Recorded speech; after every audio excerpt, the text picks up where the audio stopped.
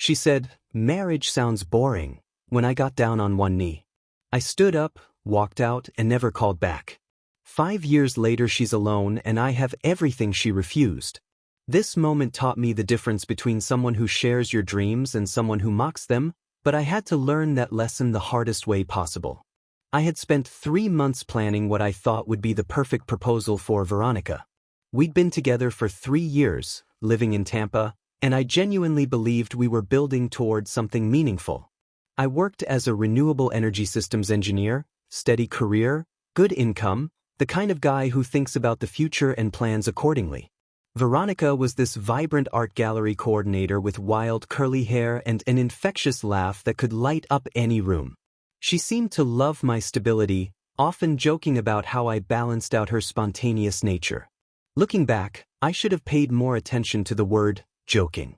I had saved for months to buy her grandmother's vintage engagement ring from an estate sale, a gorgeous Art Deco piece that perfectly matched her eclectic style. The plan was dinner at Armature Works, the rooftop restaurant where we'd had our first official date, followed by a walk along the Riverwalk where I'd propose under the string lights she'd always admired. I had rehearsed my speech about how I wanted to build a life together, create something lasting and beautiful like the sustainable energy systems I designed for work. 3 years together had convinced me that Veronica wanted the same future I did. We talked about marriage in abstract terms, discussed moving to a bigger apartment, even looked at houses online during lazy Sunday mornings. I interpreted her engagement with these conversations as enthusiasm rather than polite participation. The dinner was perfect initially. Veronica looked stunning in this flowing emerald dress that brought out her eyes, and we laughed about work stories and mutual friends over wine and shared appetizers.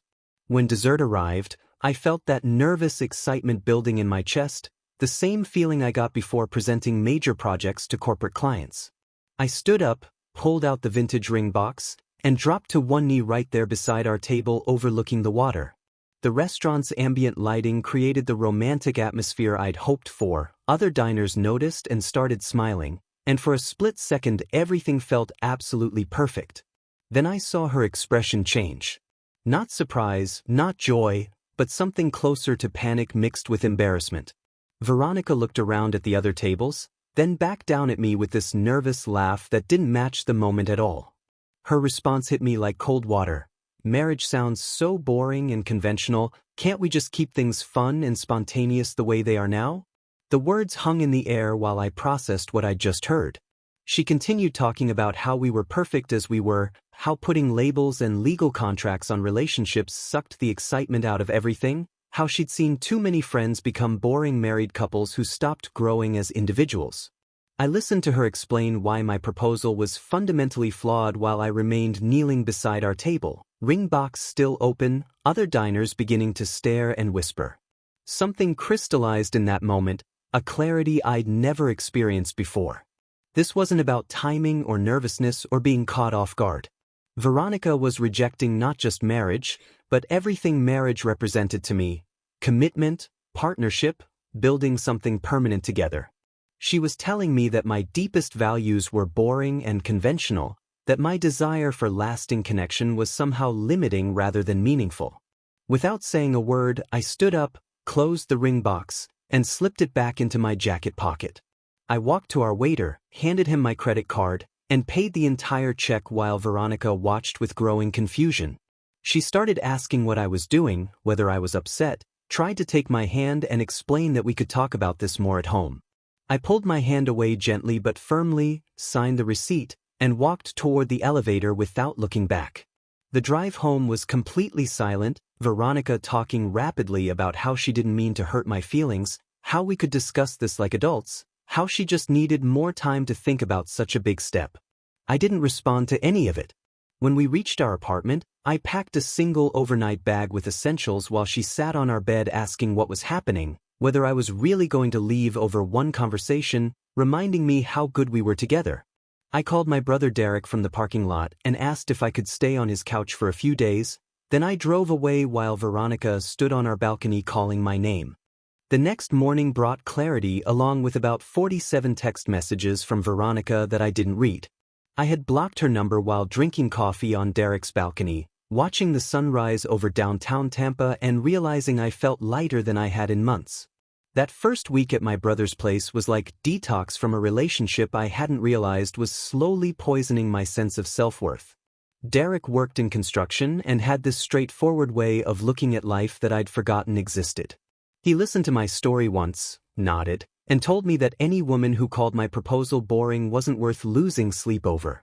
Simple as that. I threw myself into work with an intensity that surprised even me, accepting every extra project and overtime opportunity that came across my desk at the solar installation company. When my manager offered me a promotion to lead systems engineer for our new Orlando division, I said yes before he finished explaining the details. The position meant relocating 2 hours away, managing major commercial solar projects across Central Florida, and a 40% salary increase that would completely change my financial trajectory. More importantly, it meant starting fresh in a city where nobody knew about my failed proposal or relationship with Veronica. I found an apartment in downtown Orlando within a week, signed a lease, and gave notice at my Tampa job with the same decisive energy I'd used to walk away from that restaurant. Moving became my priority, along with pursuing the executive MBA program I'd been considering for years but never had the focus to commit to.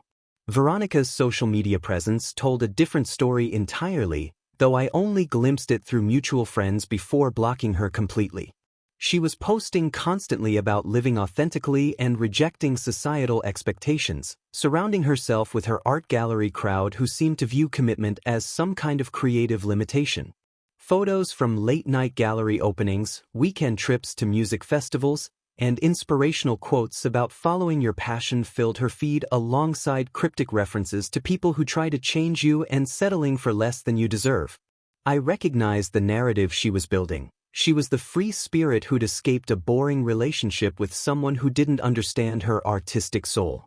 The irony wasn't lost on me that someone who worked in the creative field couldn't see the artistry in building something lasting and meaningful with another person. My new routine in Orlando became almost meditative in its consistency: 6 a.m. workouts at the gym near my apartment, 8 to 6 managing solar installations across commercial properties, evenings split between MBA coursework and weekend real estate investment seminars that were teaching me how to build actual wealth rather than just earn a paycheck. The structure felt liberating rather than limiting, probably because I was choosing it for myself rather than trying to balance someone else's chaotic energy. Within 3 months, I'd identified my first investment property, a duplex in a developing neighborhood near the University of Central Florida that would generate rental income while appreciating in value. The down payment came from money I'd been unconsciously saving for a wedding that would never happen, and signing those papers felt like the most empowering financial decision I'd ever made.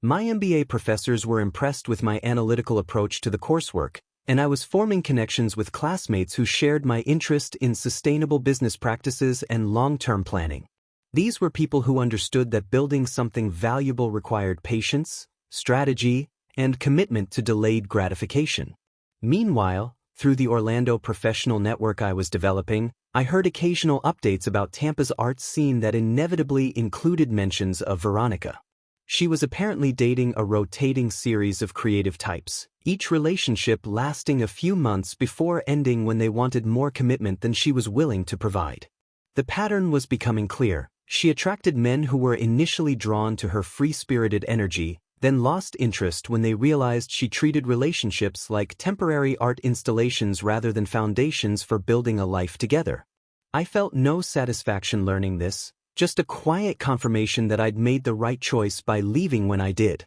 By the 8-month mark in Orlando, I had launched a small side consulting business helping smaller companies design and implement solar energy systems, work that perfectly complemented my day job while building additional income streams that would accelerate my investment goals. The business cards I'd printed featured my new Orlando address and professional headshot, symbols of the completely new identity I was building far from anything associated with my past relationship. My weekends were spent touring potential rental properties with my real estate agent, analyzing cash flow projections, and attending networking events where I met other young professionals who shared my vision of building wealth through strategic planning rather than hoping for luck. These people became my new social circle, replacing the art gallery crowd I'd been peripherally connected to through Veronica, and their conversations about market trends, investment strategies, and long-term financial planning felt infinitely more substantial than discussions about whether someone's latest creative project was authentic enough or too commercially minded.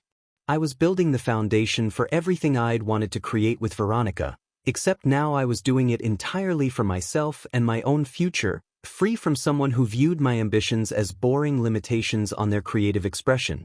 Meeting Sloan happened at a sustainable architecture conference in downtown Orlando, the kind of professional development event I'd started attending religiously as part of my commitment to expanding both my expertise and my network beyond the small circle I'd known in Tampa. I was presenting on integrating solar systems with historic building preservation when I noticed this woman in the front row taking detailed notes and asking the kinds of technical questions that showed she actually understood the engineering challenges involved. After my presentation, she approached with this genuine enthusiasm about my work that felt completely different from the polite interest I'd grown accustomed to from people who saw renewable energy as trendy rather than essential.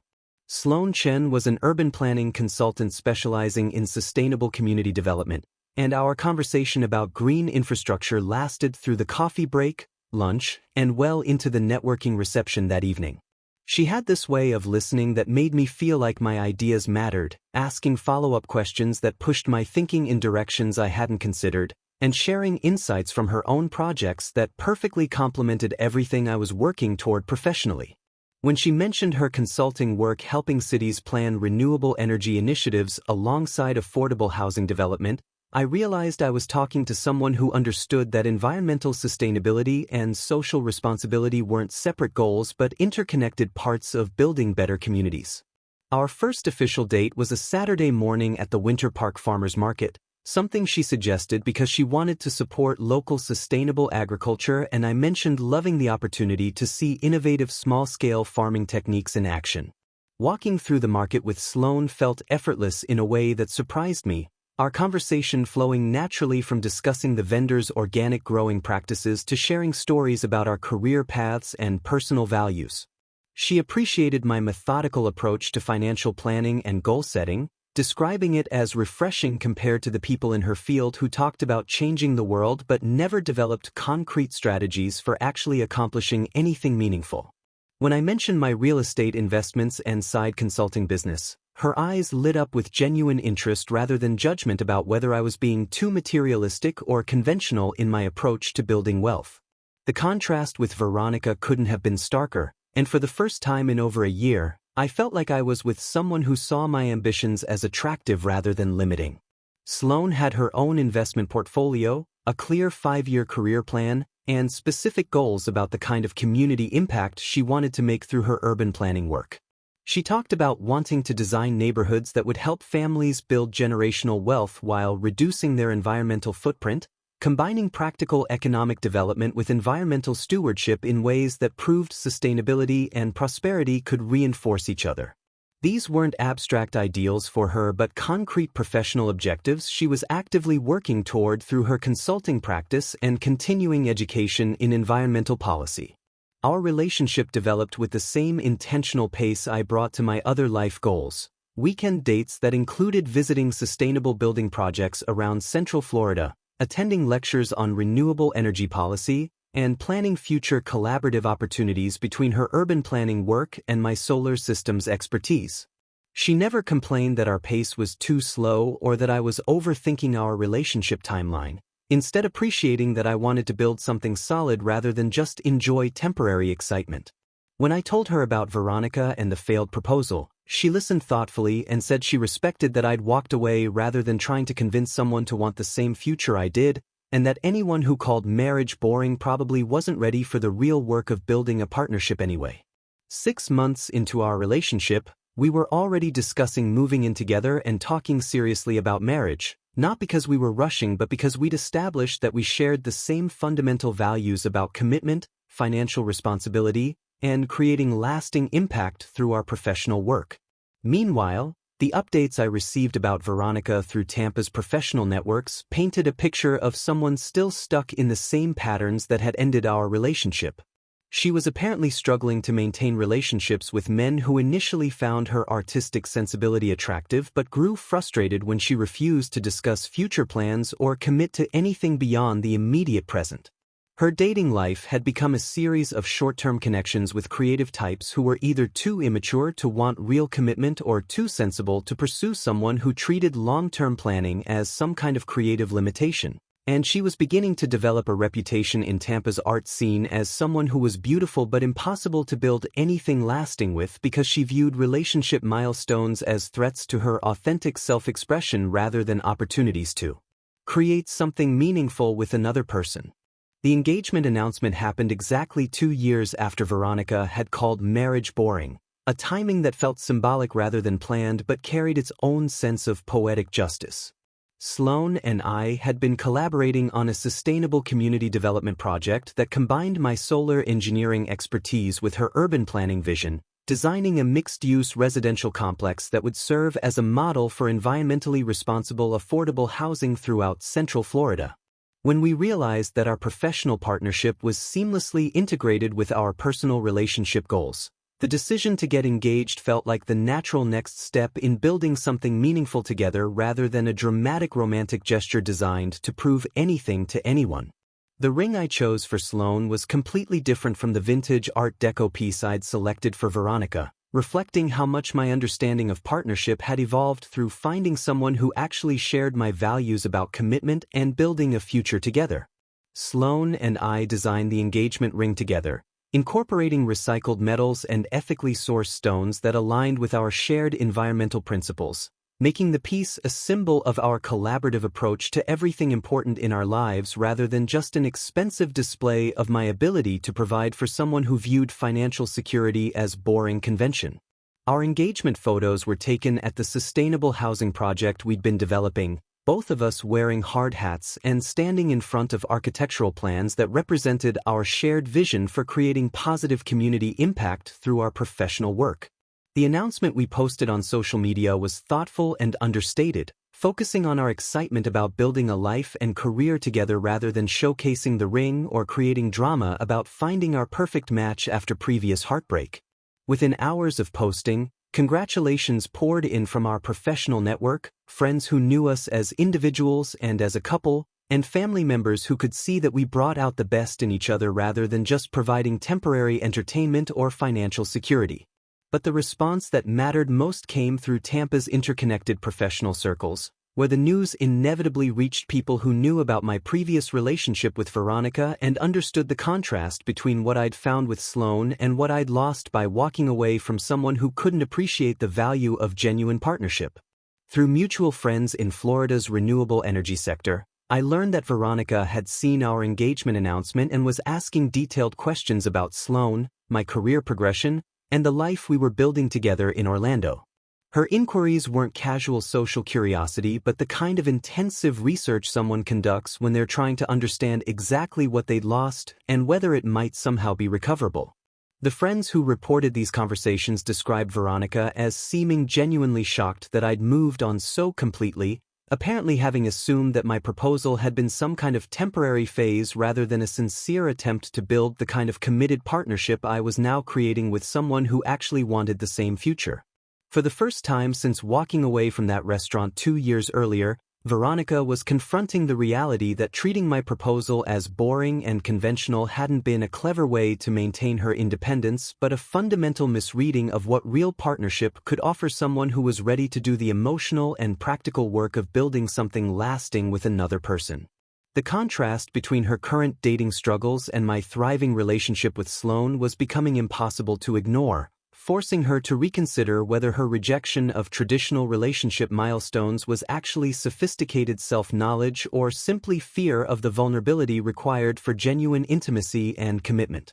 Meanwhile, Sloane and I were planning a wedding that perfectly reflected our shared values about sustainability, community building, and creating meaningful experiences rather than expensive displays of wealth or status. We'd chosen a restored historic venue powered entirely by renewable energy, invited a small group of family and close friends who supported our relationship, and designed every detail of the ceremony to minimize environmental impact while maximizing the celebration of our commitment to building a life together. The venue choice meant something particularly significant to me, representing the successful integration of preserving something beautiful from the past while incorporating innovative solutions for the future. Exactly the kind of thoughtful balance I'd always wanted to achieve in my personal life but had been unable to create with someone who viewed planning and tradition as creative limitations rather than opportunities for building something meaningful and lasting together. Veronica's desperate attempts to reconnect began about 3 weeks after our engagement announcement, starting with carefully crafted messages sent through professional networking platforms that she assumed I wouldn't have blocked like I had her personal social media accounts. The first message arrived through LinkedIn with a subject line about potential collaboration opportunities between her gallery work and sustainable architecture projects. But the content quickly shifted into personal territory about how she'd been following my career progression and was impressed by everything I'd accomplished in Orlando. She mentioned seeing the engagement announcement and wanted to congratulate me on finding someone who seemed to share my vision for building meaningful impact through professional work, though the way she phrased it suggested she was fishing for information about my relationship with Sloan rather than offering genuine good wishes. I read the message once, screenshot it for Sloan to see, and deleted it without responding, maintaining the complete silence I'd established 2 years earlier when I'd walked away from someone who viewed my deepest values as boring limitations on her creative freedom. When the LinkedIn approach failed to generate any response, Veronica escalated to more direct methods, including showing up at my office building in Orlando during what she must have researched as my typical work hours. Security called me from the lobby to report that someone named Veronica was asking to see me about an urgent matter related to sustainable energy consulting, and I instructed them to escort her from the building while making it clear that she should not be allowed access in the future under any circumstances. The fact that she'd driven 2 hours from Tampa to Orlando, located my office building, and attempted to use my professional reputation to gain access demonstrated a level of desperation that was both pathetic and slightly concerning, suggesting that she was finally understanding what she'd lost but lacked the emotional maturity to accept that some decisions have permanent consequences. Her next strategy involved contacting my mother through Facebook, sending a long message about how she'd made terrible mistakes in our relationship and had grown tremendously as a person over the past 2 years, learning to value stability and commitment in ways she hadn't understood when we were together. She told my mother that she'd seen my engagement announcement and was happy for my success but wanted to clear the air about how our relationship had ended, taking full responsibility for not appreciating what she'd had with me and asking if there might be any possibility of having a conversation to discuss the past and express her genuine regret about the pain she'd caused. My mother forwarded me the message with a note saying that she remembered Veronica fondly but understood why I wouldn't want to revisit that relationship, especially now that I'd found someone who clearly appreciated the qualities that made me special as a partner and potential husband. The message to my mother revealed how completely Veronica misunderstood the situation, apparently believing that her newfound appreciation for commitment could somehow undo 2 years of my building a completely different life with someone who had never needed to learn the value of partnership because she'd understood it from the beginning. Sloan's response to these escalating contact attempts was exactly what I'd hoped for from a true partner, supporting my decision to maintain complete boundaries while never expressing jealousy or insecurity about someone from my past trying to disrupt our present happiness. She understood that Veronica's desperation was actually validation of everything we'd built together, proof that I'd made the right choice by walking away from someone who treated relationships like temporary entertainment and finding someone who viewed commitment as the foundation for building something meaningful and lasting together. When Sloan mentioned that several people in her professional network had reached out to mention seeing my ex-girlfriend asking questions about our relationship and my career progression, we both recognized that Veronica was conducting the kind of intensive research typically associated with stalking behavior rather than healthy curiosity about someone's welfare. The contrast between Veronica's chaotic attempts to force her way back into my life and Sloan's calm confidence about our relationship highlighted exactly why I'd been right to leave someone who created drama and find someone who brought peace and stability to everything we built together. During this period, I learned through Tampa's art community that Veronica's dating life had become increasingly desperate, as she'd apparently started pursuing men who reminded her of me in terms of career stability and commitment orientation, only to discover that she still couldn't handle the emotional demands of building something lasting with someone who actually wanted partnership rather than casual entertainment. Her friends were reportedly growing tired of hearing her obsess over our relationship and compare every new connection to what she'd had with me, while simultaneously complaining that stable, ambitious men were boring and conventional whenever they wanted to discuss future plans or relationship milestones. The pattern revealed that she hadn't actually grown or learned anything meaningful from losing me but was simply experiencing regret about the consequences of her choices while remaining fundamentally unchanged in her approach to relationships and emotional intimacy. Our wedding became everything I'd dreamed of creating with a true partner, a celebration that perfectly reflected our shared values while marking the beginning of the life we'd been deliberately building together for the past 18 months. The venue was a beautifully restored 1920s courthouse powered entirely by solar panels we'd helped design and install, with locally sourced flowers, catering from sustainable farms, and zero-waste practices that demonstrated how environmental responsibility could enhance rather than limit meaningful celebrations. The guest list included our families, close friends who'd watched our relationship develop, and professional colleagues who respected what we'd accomplished both individually and as a couple, creating an atmosphere of genuine support for our commitment rather than obligatory social attendance at an expensive party. Sloane looked absolutely radiant in a vintage-inspired dress made from sustainable fabrics, and our vows focused on the specific ways we planned to support each other's growth while building the kind of partnership that would make positive impact in our community through both our professional work and personal choices. The ceremony itself was intimate and meaningful, with readings about sustainability, partnership, and creating lasting value that reflected our shared approach to everything important in our lives, and when we exchanged rings made from recycled metals, I felt the deep satisfaction of finally achieving the committed partnership I'd always wanted with someone who truly deserved and appreciated it. The reception featured a slideshow documenting our relationship journey alongside our collaborative professional projects, showing how our personal connection had enhanced our individual careers while enabling us to accomplish things together that neither could have achieved alone. During the toasts, my brother Derek spoke about how much happier and more focused I'd become since meeting Sloane, while her sister mentioned how obvious it was that we brought out the best in each other rather than just providing companionship or financial security. The evening felt like a celebration of everything authentic and meaningful about building a life with someone who shares your deepest values, and as Sloane and I danced to music played by local musicians we'd hired to support the arts community, I realized how completely different this felt from any fantasy I'd entertained about marrying someone who viewed commitment as creative limitation rather than opportunity for growth. Meanwhile, through the interconnected network of Florida's professional circles, news of our wedding reached Tampa's art community, where Veronica was apparently struggling with the reality of watching someone she'd rejected create exactly the kind of meaningful celebration she was now desperate to experience but seemed incapable of building with anyone willing to tolerate her approach to relationships. According to reports from mutual acquaintances, she'd become increasingly isolated from her former social circle as friends grew tired of her obsession with comparing every potential partner to me while simultaneously sabotaging any relationship that began developing serious potential because she still couldn't handle the vulnerability required for genuine commitment. Her Instagram posts during our wedding weekend were particularly telling, featuring cryptic quotes about recognizing your mistakes too late and photos of herself alone at various Tampa venues with captions about learning to appreciate solitude,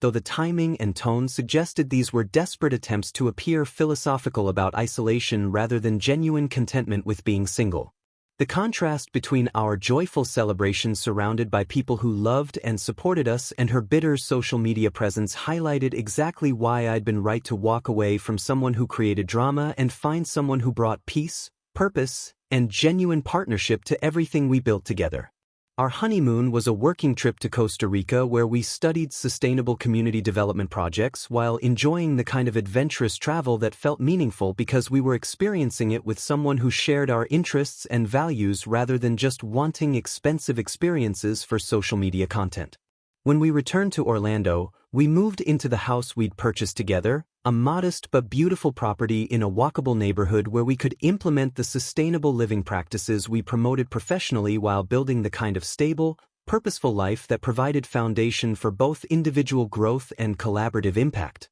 The wedding gifts we'd received reflected the thoughtfulness of our community, with practical items for our household, books about sustainable living and partnership, and contributions to environmental charities that aligned with our values, creating a foundation for married life that emphasized meaning and purpose rather than material accumulation or social status. Looking through our wedding photos a week later, I felt profound gratitude for having walked away from someone who couldn't appreciate what I offered and finding someone who not only valued my approach to building lasting relationships but enhanced it through her own commitment to creating positive impact through thoughtful choices and genuine partnership.